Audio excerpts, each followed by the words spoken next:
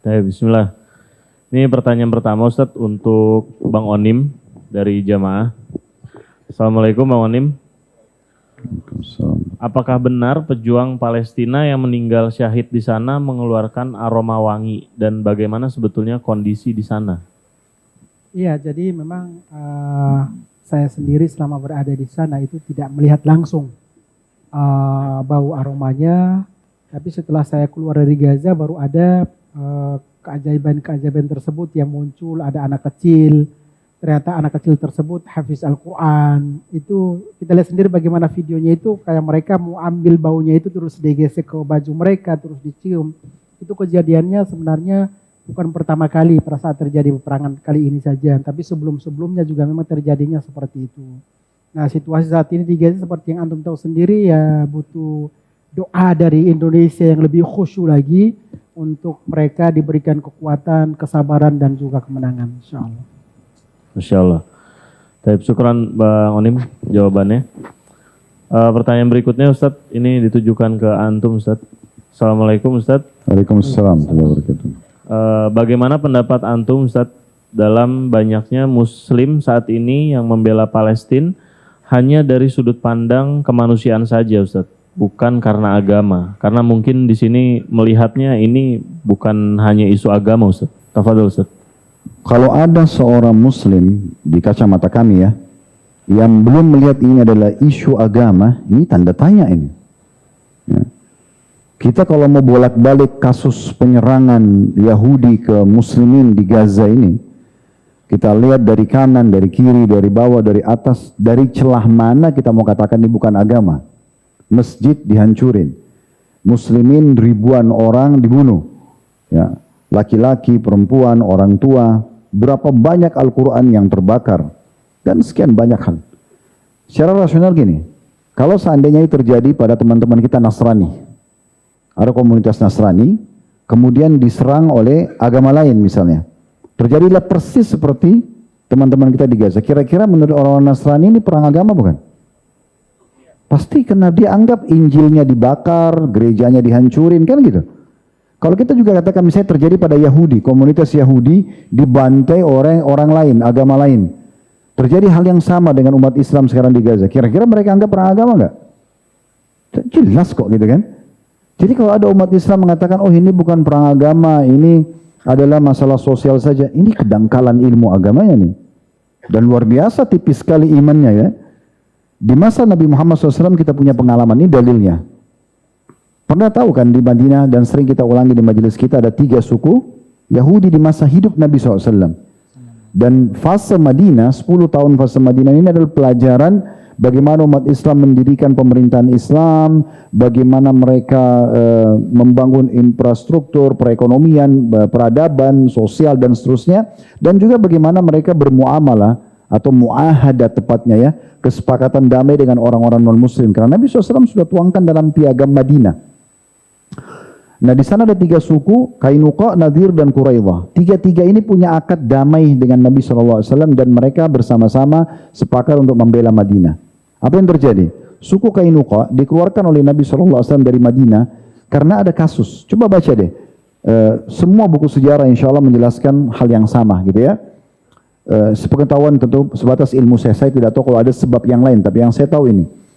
Maka ada kisahnya adalah seorang muslimah, sahabiat perempuan sedang belanja di pasarnya suku Kainuqa ini.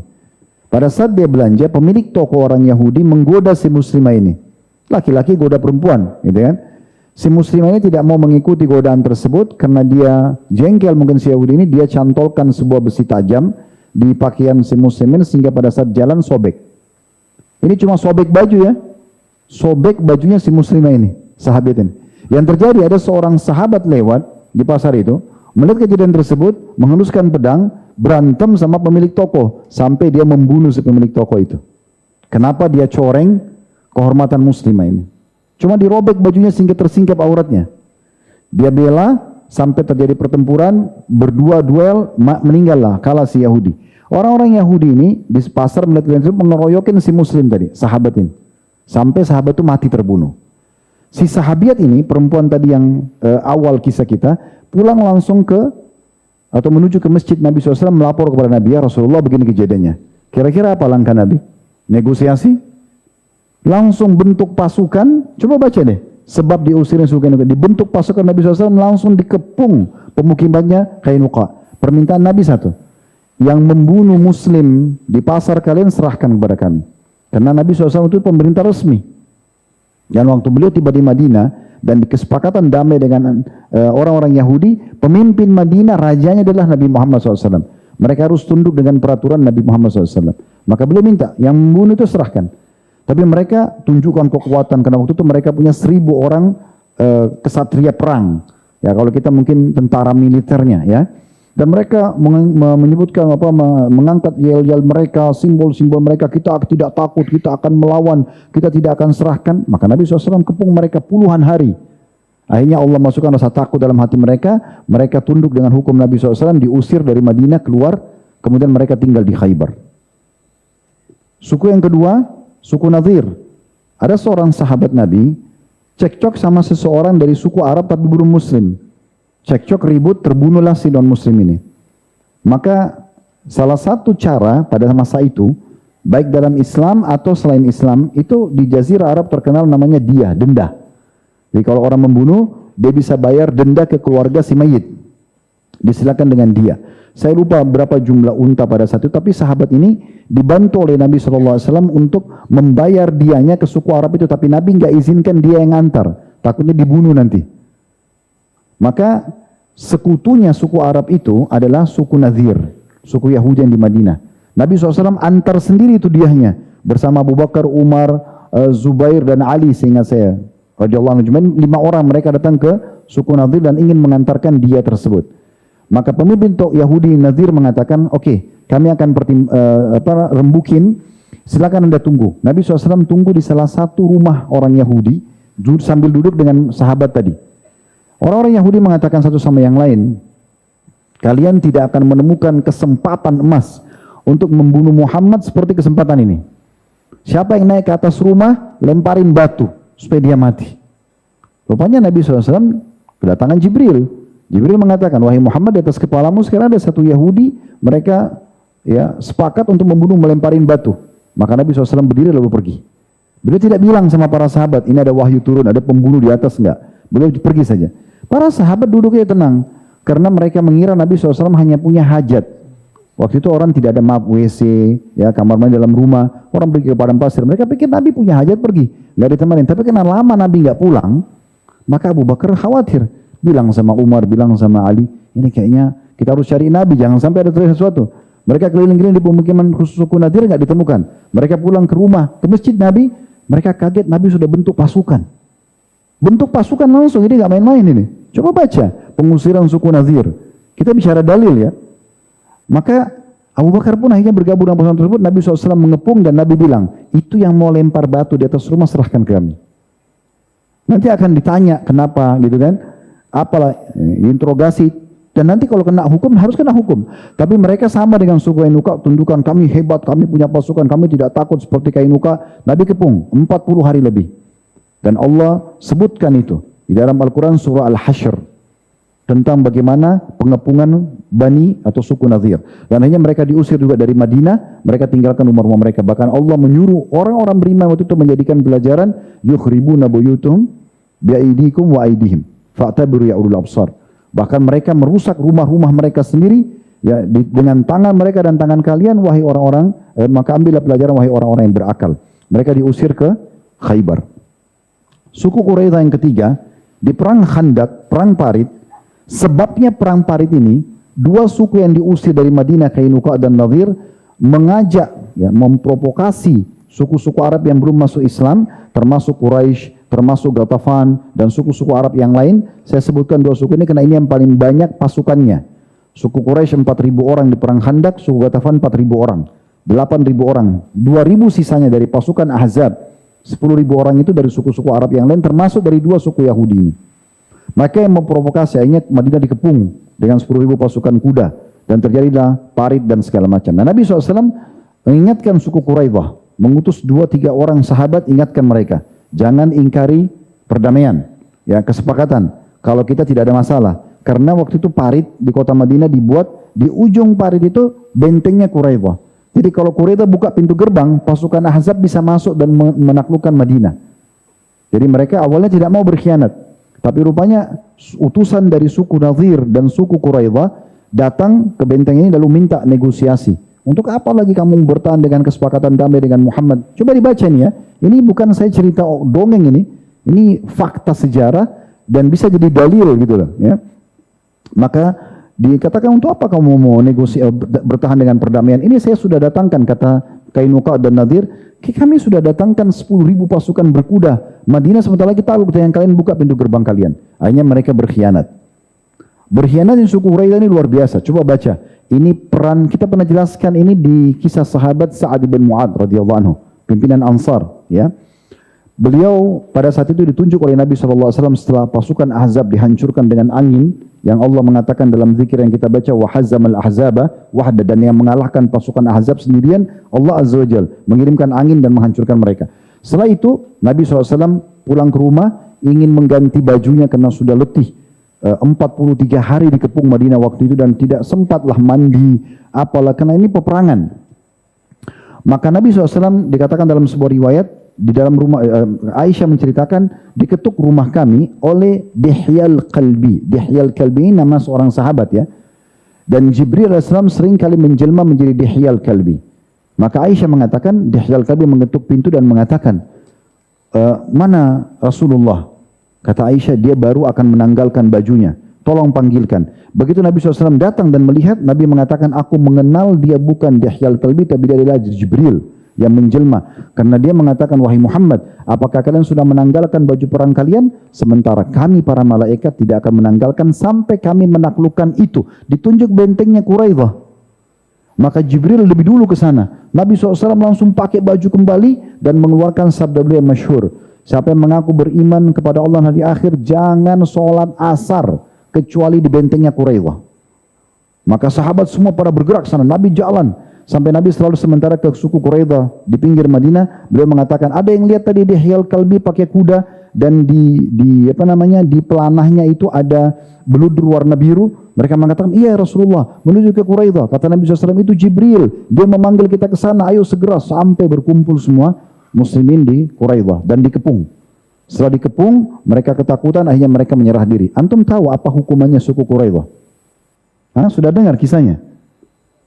Seluruh laki-lakinya dihukum mati. Seluruh laki-lakinya. Coba baca perang Quraidah ya. Jadi jangan dikira saya ngarang-ngarangin. Karena mereka berkhianat, maka Nabi SAW mengatakan kepada para sahabat, kita akan serahkan keputusan kepada Sa'ad bin Mu'ad. Karena Sa'ad bin Mu'ad ini dulu adalah sekutunya suku Quraidah dalam bisnis, transaksi jual beli kan gitu, ini sekutunya. Tapi Sa'ad mengatakan, pada hari ini aku akan perlihatkan kepada Allah kesungguhan imanku. Maka pada saat dia datang, orang-orang Yahudi gembira karena dia pikir ini sekutunya. Karena orang kalau sudah takluk dalam peperangan, maka keputusan tergantung yang menang. Dibunuhkah, dimaafkankah, ditebus dengan hartakah, begitulah kasus peperangan gitu ya. Maka pada saat itu, saat datang dan mengatakan, apakah orang-orang Ansar setuju dengan keputusanku? Mereka mengatakan, iya, kami ridho. Dia tunjuk kepada para muhajirin. Apakah orang-orang di sini, muhajirin, setuju dengan keputusanku? Kata mereka, iya. Lalu dia balik ke arah Nabi mengatakan, apakah yang di sini dimuliakan Nabi juga setuju dengan keputusanku? Maka Nabi SAW mengatakan, iya. Maka saat mengatakan, aku putuskan semuanya, kalau tidak salah 700 orang. Ya, laki-laki mereka dihukum mati. Ini luar biasa nih. Sampai akhirnya dihukum mati mereka itu. Ya, proses penghukuman mati. Sampai orang-orang Yahudi ini ada yang 10 orang dibawa ya di sebuah parit dibunuh. Memang begitu prosesnya pada saat itu. Kenapa? Karena pengkhianatan mereka. Jadi ini kasus-kasusnya adalah pengkhianatan, pencorengan seorang muslimah gitu ya. Ini aja sudah jadi isu agama di masa Nabi SAW. Pernah dengar Mu'tasim? Mu'tasim ini salah satu khalifah yang hidup di masa Abbasiyah.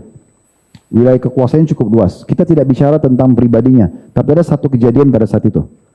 Di ujung wilayah Rusia, Persia pada saat itu, ada satu muslimah ditarik jilbabnya.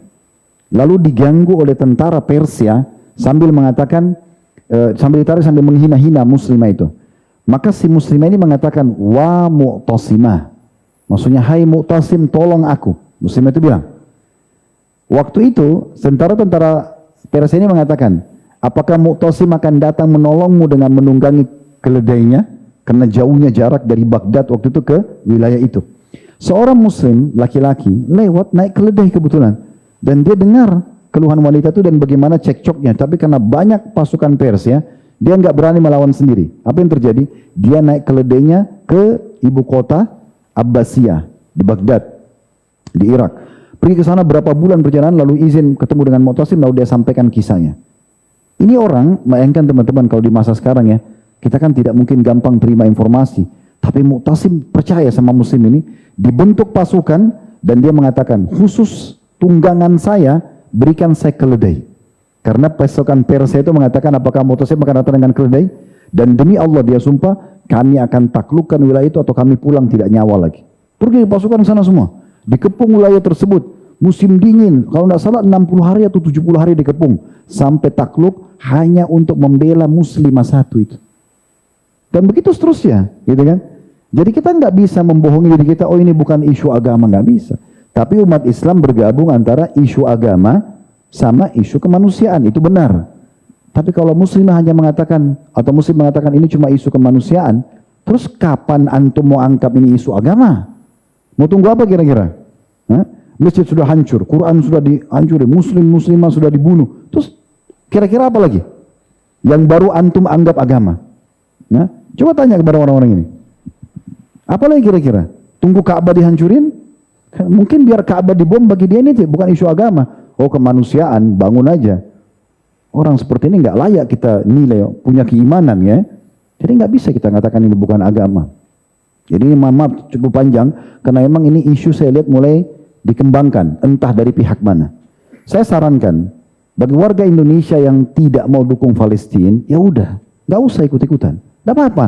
Tapi kami nggak mungkin Anda bendung dengan isu bohong begini atau memutarbalikkan fakta. Orang-orang yang mengaku non-muslim saja di Eropa, di Amerika sekarang sibuk mengangkat suara mereka di media dan tidak asing buat kita bagaimana mereka membela Palestina. Mereka wajar kalau kena kemanusiaan, kalau kita nggak bisa. Memang ini ada isu agama, gitu kan? Allahu alam. Ya. Pertanyaan berikutnya Ustadz. Ini pertanyaan untuk Bang Onim. Izin bertanya Bang Onim, apakah benar dalam kondisi terakhir ini Gaza minim sekali listrik? Lalu bagaimana keadaan seluruh rumah sakit yang berada di jalur Gaza dan pengungsian dan kondisi pengungsian di malam hari? Apakah benar di sana kondisinya sangat menyedihkan? Mohon Iya, rumah sakit yang ada di jalur Gaza itu rumah sakit besar ada sekitar 16 unit. Nah saat ini pusat rujukan rumah sakit Ashifa sudah dikuasai, rumah sakit Indonesia pun sudah dikuasai, dan tentunya ya seperti antum saksikan sendiri itu situasinya semakin memprihatinkan dan semakin mencekam di sana. Jadi kalau kita di sini ada listrik, nah mereka di sana saya sendiri pun merasakan sendiri itu tidak ada listrik. Nah di kediaman Bang Onim itu ada surya panel dari pembangkit Surya. iya, itu yang saya manfaatkan. Makanya ada penerang. Tapi bagi warga sipil mayoritas kan mereka tidak memiliki hal tersebut kan. Jadi situasinya memang dalam situasi malam gelap gulita, terus tidak ada jaringan internet, baru mereka dibom habis-habisan. Salah satunya di wilayah Kem Jabalia Gaza bagian utara, itu pun dijadikan sasaran. Dan sampai dengan saat ini memang salah satu wilayah yang sudah dikuasai di Gaza bagian utara seperti Jabalia, kota Jabalia, terus juga di Muaskar Jabalia itu pun sudah dikuasai. Jadi memang sampai dengan saat ini ya situasinya sangat memprihatinkan dengan adanya penggempuran tersebut. Saya syukron Bang Onim atas jawabannya. Pertanyaan berikutnya ini ditujukan ke antum Ustadz. Assalamualaikum Ustadz. Waalaikumsalam. Apakah ada janji Allah bahwa Masjid Al-Aqsa akan utuh, dan bagaimana ending dari keberadaan Masjidil Aqsa, dan bagaimana orang Israel nantinya? Apa ada janji Allah? Apakah ada janji Allah bahwa Masjidil Aqsa akan tetap utuh, dan bagaimana endingnya dari keberadaan Masjidil Aqsa? Kalau secara dalil tentu iya, secara dalil ya. Karena memang Masjid Aqsa ini masjid yang memang dijanjikan oleh Allah Subhanahu wa taala akan terjaga sampai menjelang hari kiamat. Bahkan kita tahu tentang tanda-tanda hari kiamat, turunnya Nabi Isa alaihissalam, kemudian bergabungnya dengan pasukan muslimin lalu menuju ke kota, salah satu kota ya yang ada di Palestina sekarang untuk memerangi Dajjal. Nah itu memang di sekitar Baitul Maqdis. Bahkan saya waktu berkunjung ke sana, sebagian ulama yang ada di Masjid Aqsa itu menceritakan pada kami. Jadi subhanallah, selama ini kan kita cuma dengar teori ya, teori bahwasanya akan turun Nabi Isa secara dalil maksudnya. Tapi mereka itu menunjukkan ini dalil ini, hadis ini, itu yang disebutkan dalam hadis tentang pintu Baitul Maqdis yang ini ditunjuk, yang ini pintu ini, karena selama ini memang namanya itu terus. Maka nanti yang akan turun Nabi Isa itu begini, akan jalan pasukan dari sini, dan ini gunung yang dimaksudkan. Dan yang unik adalah di sana ada satu bukit zaitun di sekitar Baitul Maqdis. Biasanya orang-orang kalau berkunjung ke Aqsa pasti ke situ karena panoramanya itu bagus sekali, karena melihat dari gunung Masjid Aqsa dan Qubatus Sakhra. Di situ di bawah ada kuburan orang Yahudi. Pas di bawah gunung, jadi kita bisa lihat ke Masjid Aqsa, bisa lihat kuburan orang Yahudi. Dan menurut informasi orang Palestina, ini adalah kuburan Yahudi yang paling mahal. Satu kafling entah berapa puluh ribu dolar gitu ya, mereka harus bayar. Mungkin sudah ratusan juta atau miliaran rupiah harganya. Jadi saya tanya, kenapa mereka jadikan di kuburan paling bermakna? Pengakuan orang-orang Palestina, saya tidak pernah bicara sama Yahudi, tapi mereka bilang karena mereka berkeyakinan nanti pasukan Dajjal yang akhirnya batu bicara, ini Muslim di atas saya, Yahudi bunuhlah pohon, itu adalah di wilayah sini. Dan mereka menganggap, orang Yahudi menganggap bahwasanya dengan mati di wilayah itu adalah mati suci bagi mereka, karena menemani Dajjal ya, menemani Dajjal dan menjadi syahidnya mereka gitu ya. Maka mereka menganggap kuburan itu kuburan suci. Berarti kan memang keadaan Baitul Maqdis ini disebutkan dalam kejadian-kejadian itu ya, akan ada. Nah seperti itu kurang lebih gambaran. Dan ada hadis Nabi SAW, ini juga sudah kami nukil di buku Palestina yang terlupakan, bahwasanya salah satu nanti tanda-tanda hari kiamat adalah rusaknya Madinah. Entah apa makna daripada rusaknya Madinah sini, dan termakmurkannya Baitul Maqdis ya, atau Imran dibahasakan dalam hadis itu. Imran itu artinya pembangunan besar-besaran Baitul Maqdis. Nah Allahu alam apa yang dimaksud, bahkan Nabi SAW sempat menepuk paha sahabat yang sedang mendengarkan riwayat pada saat itu, sesungguhnya kau pasti itu akan benar terjadi sebagaimana sekarang kamu berhadapan dengan saya. Berarti kan ada pembangunan Baitul Maqdis nanti yang besar-besaran yang terjadi. Nah seperti itulah. Jadi kalau apakah ada dalil tentang masalah dia akan utuh, ya iya, gitu kan?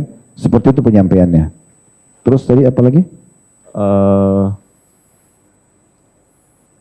Nasib orang-orang Israel Ustaz, nantinya. Nasib orang Israel terakhir, matilah semua. Dan saya berharap kita ada di situ pada saat itu. Itu luar biasa. Ini sebenarnya kita sudah di kalau kita bahasakan lomba lari, kita sudah ada di depan kita garis finish nih ya. Saya yakin teman-teman semua di sini juga bersemangat sama seperti saya. Ini tinggal tunggu kalau pemerintah kita mengatakan ayo warga Indonesia perang. Oh, kita sudah di saf pertama gitu kan. Udah nggak ada yang perlu dilakukan lagi. Dunia udah kecil untuk apa gitu kan. Oh, tinggal satu peluru Yahudi lalu masuk surga ya. Selamatkan 70 keluarga. Selama dia muslim, kamu ikut saya masuk surga. Oh, enak benar. Ya. Yang bujang-bujang belum nikah dapat 72 bidadari. Yang tonton bilang, Ustadz masa motivasinya mati syahid bidadari? Emang begitu. Ibnu Qayyim rahimahullah menyusun buku, diterjemahkan dalam Indonesia sekarang itu Tamasya ke Surga. Di situ banyak tentang bidadari, beliau rincikan hadisnya sangat banyak. Tentang kulitnya, tentang tubuhnya, tentang rambutnya, tentang pakaiannya, keindahannya semua gitu. Dan itu selalu dijadikan rujukan oleh umumnya orang-orang kalau lagi masuk medan perang. Biasanya kalau ditanya, kenapa pergi berperang dengan membaca keutamaan salah satu ada bidadari di surga? Kata para mujahidin, kalau bukan salah satunya karena ini, orang tidak mau mati. Ya. Kalau laki-laki dijanjikan, misalnya antum punya anak laki-laki, antum bilang begini, kalau nak nanti lulus sekolah, ayah akan berikan kamu gelang emas. Yang gelang emas, pakaian sutra itu untuk akhwat. Karena kalau akhwat lulus sekolah, kita bilang, nak kalau lulus sekolah nanti ayah nikahkan. Dia nggak mau lulus. Tapi coba kalau kamu lulus, ayah belikan kau gelang emas. Oh, langsung mau dia. Emang begitu motivasinya. Ya. Jadi keadaan Yahudi nanti binasa semua. Dan subhanallah, satu-satunya kaum yang Allah, yang Nabi SAW sebutkan, ya, memang disuruh bunuh tuh Yahudi, kan begitu kan? Kalian akan perangi Yahudi sampai kalau mereka sembunyi di atas batu atau di bawah pohon, batu dan pohon yang selama ini, siapa yang pernah dengar suara pohon dan batu? Kita nggak pernah. Waktu itu akan bicara, hai muslim, ini Yahudi, bunuh dia. Kecuali pohon garkat. Pohon garkat ini pohon yang penuh dengan duri. Kuburan sahabat di Madinah dikenal dengan Baqi Gharqad. Nah, dulu banyak pohon gharqad. Saya kalau ajak jemaah lagi masuk ke Palestina, saya minta supirnya, saya harus orang Palestina superbus, tolong lewatin mana pohon gharqad, ditunjukin ini jemaah pohon gharqad, dikenal dengan pohon Yahudi. Kata Nabi SAW, semua akan bicara kecuali pohon gharqad, karena dia adalah pohon Yahudi. Subhanallah, Yahudi ini luar biasa ya. Makanya Abdullah bin Abbas menafsirkan Al-Fatihah, ghairil maghdubi alaihim ihdinas siratal mustaqim, tunjukkan kami jalannya lurus, siratal ladzina an'amta alaihim, jalan yang telah Engkau berikan petunjuk pada mereka, ghairil maghdubi alaihim, bukan orang yang Kau murkai ya Allah. Kata Ibnu Abbas adalah Yahudi. Kenapa Allah murka? Dia tahu kebenaran tapi nggak mau ikut. Dia tahu Dajjal itu ahli neraka, mau jadi pengikutnya, gitu kan? Dia tahu ini, semuanya dia tahu ini, membunuh orang nggak boleh. Dia tahu umat Islam benar. Bahkan apa kata Allah SWT tentang mereka? Pengetahuan mereka tentang Nabi Muhammad SAW dan Islam, ya'rifuna kama ya'rifuna abna'ahum. Dia mengenal, mereka mengenal Nabi Muhammad sebagaimana mereka mengenal anak-anak mereka sendiri. Tahu kebenaran tapi tidak mau ikut. Tidak mau ikut. Jadi luar biasa. Jadi mereka ini tahu kebenaran tapi mereka tidak mau. Nah, mereka tahu nanti mereka akan dibantai oleh umat Islam dan cuma bisa selamat di pohon gharqad. Mereka bukan selamatkan diri dengan masuk Islam supaya tidak dibunuh. Enggak, tanam pohon yang tidak ngomong. Itu yang dipilih. Kan luar biasa. La haula wala quwata illa billah. Tapi yang jelas teman-teman, jangan kita putus asa dan kita realistis dan kasuistis aja ya. Maksudnya sekarang tidak usah dihubungkan ini, oh nanti tunggu Imam Mahdi keluar, nanti turun Nabi Isa turun. Enggak, kasusnya sekarang umat Islam lagi. Nanti kita berjuang sekarang. Itu nanti, itu kalau terjadi nanti. Tapi kalau sekarang tidak seperti itu. Dan tidak usah kita pesimis mengatakan, kayaknya tidak mungkin menang. Enggak, kita berjuang, kita ikhtiar, kita mencoba. Ya, di masa Salahuddin Ayyub pernah jatuh di tangan orang non-Muslim Masjid Aqsa. Apakah Salahuddin mengatakan pada saat itu, sudahlah, kan ada hadis tentang nanti Nabi Isa turun, enggak usah kita rebut. Enggak, beliau berjuang, beliau berusaha atur strategi sampainya menang, kembali ke tangan muslimin. Walaupun sekarang dijajah lagi. Iya, sombong. Pertanyaan terakhir untuk Bang Onim, Ustaz, sebelum nanti kembali ke Antum. Bagaimana proses evakuasi Bang Onim pada saat ingin kembali ke Indonesia? Dijelaskan saja secara singkat. Dan terakhir, apakah ada pesan-pesan khusus dari warga Gaza untuk masyarakat Indonesia, Bang Onim?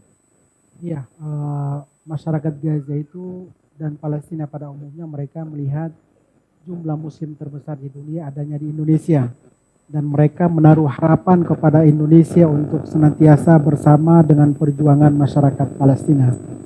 Pada saat evakuasi kemarin pun mereka bertemu dengan Bang Onim dan menyampaikan, setelah Bang Onim antum tiba di Indonesia, tolong sampaikan salam cinta kami dan salam, dan sampaikan juga kepada masyarakat Indonesia untuk tidak melupakan kami. Ya, intinya mereka menyampaikan atau berharap bahwa doa dari masyarakat muslim di Indonesia itu yang memang sangat dibutuhkan oleh masyarakat Palestina khususnya yang ada di jalur Gaza. Proses evakuasi kemarin pun bisa dikatakan kami bisa berhasil selamat dari maut, dan proses evakuasi tersebut kami sudah berpikir bahwa 99% saya dan anak istri itu akan meninggal di jalan atau akses yang kami lalui tersebut.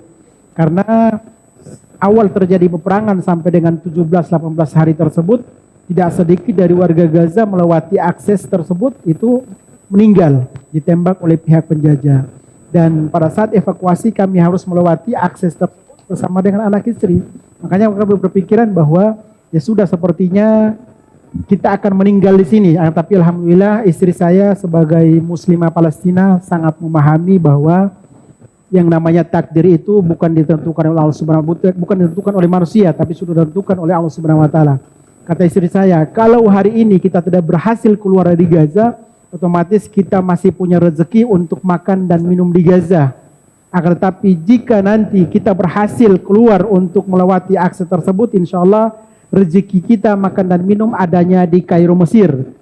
Dan akan tetapi jika kita tidak punya nasib untuk makan dan minum di Gaza atau di Mesir, insya Allah kita akan bertemu di surganya Allah Subhanahu wa taala. Itu sesuatu yang sangat berat sebagai seorang bapak dan sebagai seorang imam untuk melewati jalur tersebut.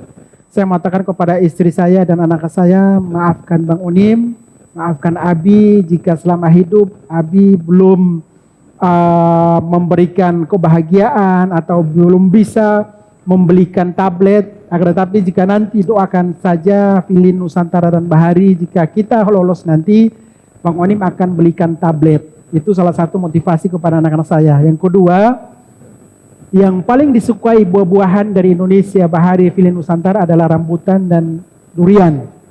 Dan itu saya memotivasi mereka, jika nanti kita selamat tiba di Indonesia, pertama buah yang akan kita makan adalah durian dan rambutan.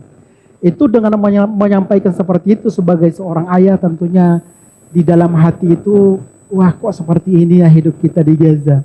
Saya sempat curhat kepada Allah Subhanahu wa taala, ya Allah, selama Bang Onim berada di Gaza, tidak ada yang saya harapkan, dunia, materi, kedudukan, jabatan, dan lain-lain, tetapi lebih menghabiskan waktu untuk umatmu anak yatim, untuk umatmu para pasien, untuk umatmu kaum duafa dan juga para pengungsi.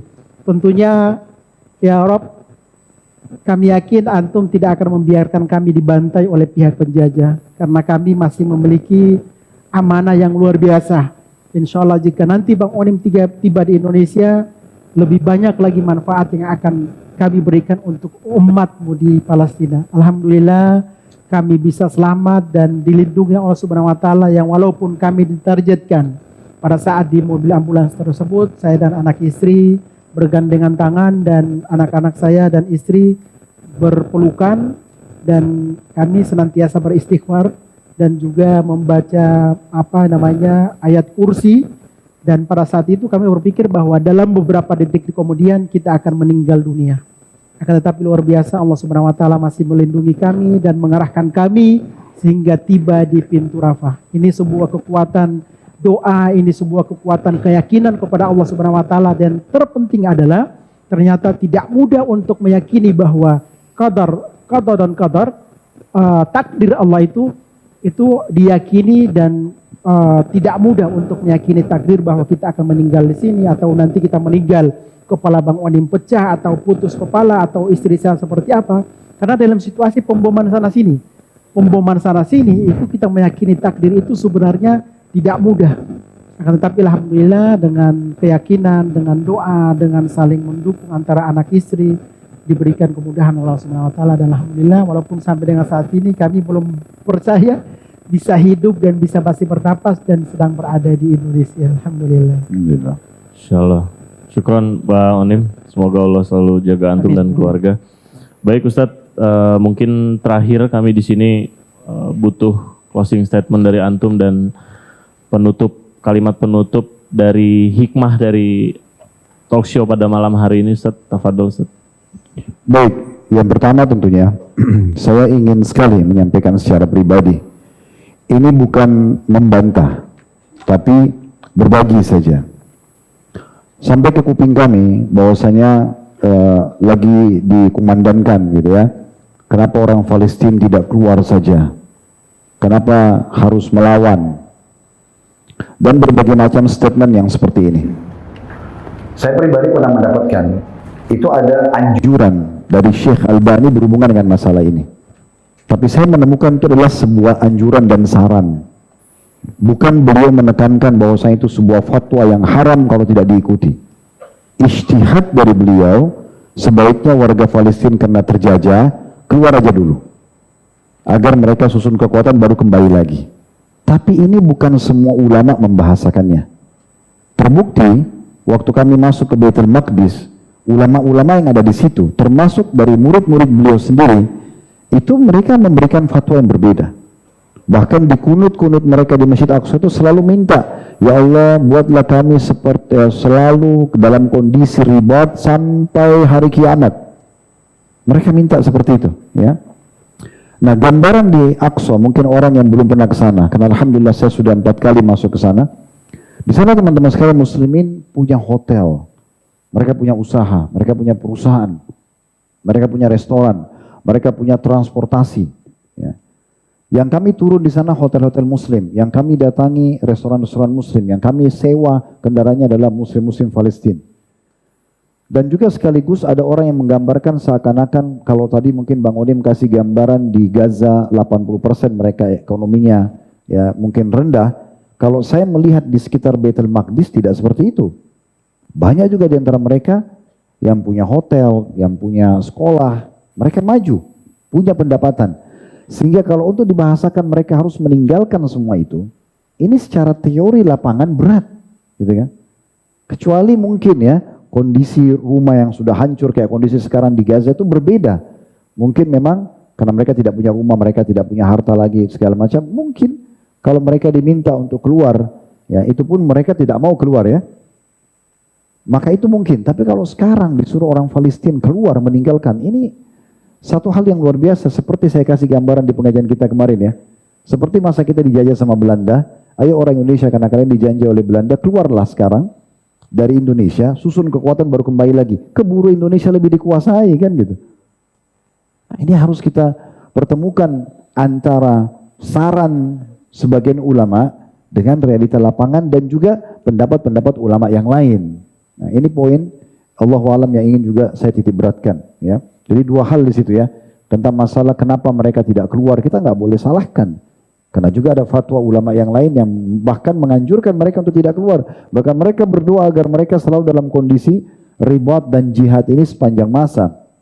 Mereka berharap mendapatkan karunia itu. Dan memang hadis Nabi SAW yang sahih, yang kata Nabi SAW, ya sungguhnya akan ada sekelompok dari umatku yang terus saja mengumandangkan perang atau jihad ini, ya, dan mereka tidak peduli dengan orang yang tidak sependapat dengan mereka. Maka sebagian sahabat mengatakannya, Rasulullah, di mana mereka?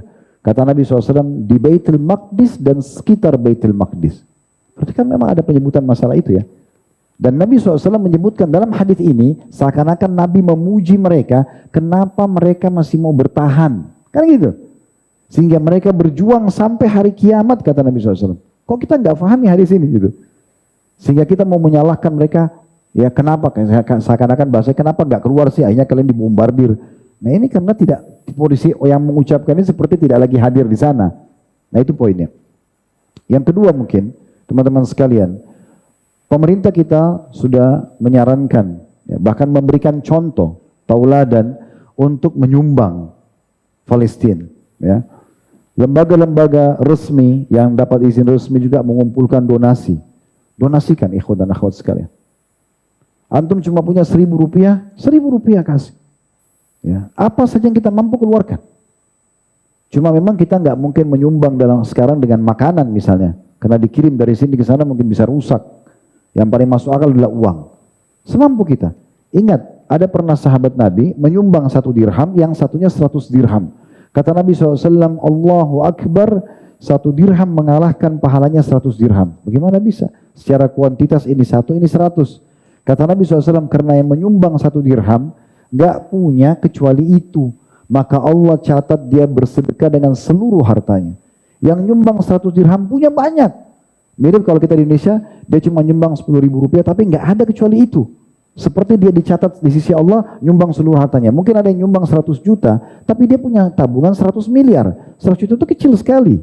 Maka disitulah keadilan Allah SWT dalam menilai. Maka nyumbang. Menyumbang, jangan biarkan 1 kotak amal tentang Palestina, 1 lembaga sosial kecuali itu menyumbang.